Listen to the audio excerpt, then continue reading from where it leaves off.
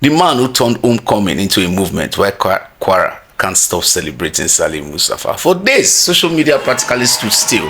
Videos flooded timeline, crowds stretched endlessly. The atmosphere at the Ilori International Airport and the city looked less like an ordinary arrival and more like the triumphant return of a political rock star. Yet, here's the interesting part. There was no election victory being announced, no political rally, no government event, no state functions. Senator Saliu Mustapha simply returned from Abuja after the declaration of President Bola Ahmed Tinubu as the APC presidential candidate and decided to come home, probably, of course, for Salah. That was all. Just a senator returning to his people like he usually does every now and then. But then, the impossible happened. Thousands turned out. Young people, women, traditional groups, party faithful, market men and women, old men, residents from different communities. The airport became a sea of excitement. The streets turned into something else. And the big question remains, why would a simple homecoming generate such a mammoth crowd? And the answer is simple.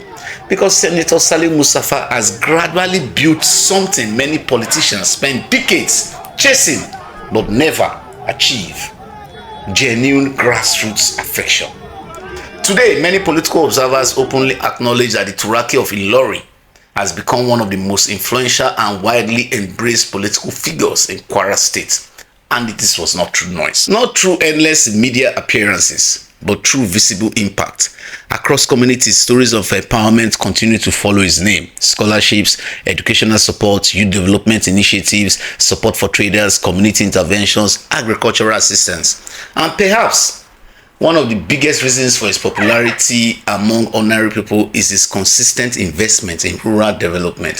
For many residents, tractors, transformers have become almost synonymous with the name Saliu Mustapha. In short, we will say tractors, transformers, household equipments, now water.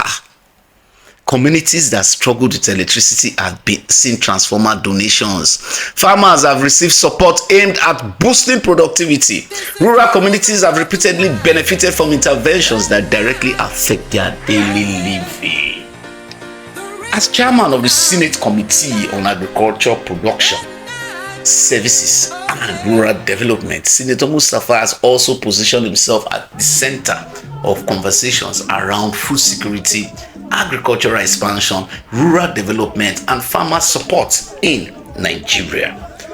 That role perfectly aligns with what many of his supporters say they already see on the ground: a politician who pays attention to both urban and rural needs.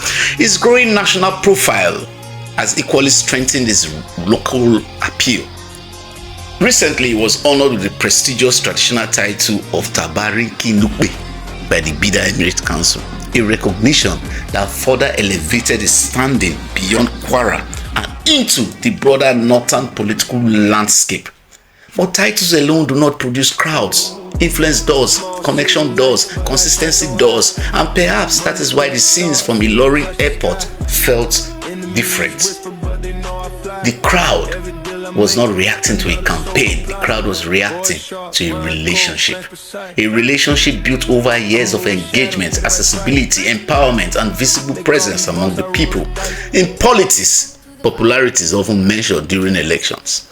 But real popularity reveals itself when there is no election, when there is no voting, when there is no campaign, when a leader simply arrives home and an entire city decides to welcome him back. That was the message from Ilori. That was the message from Kwara. And judging by the scenes witnessed at the city of Ilori on that day, one conclusion continues to echo across Kwara: Saliu Mustapha is no longer just a senator. He is becoming a political phenomenon. And if the energy witnessed during this homecoming is anything to go by, many supporters believe the future of Kwara politics may still have several chapters left to be written in the name of the Turaki of Ilori.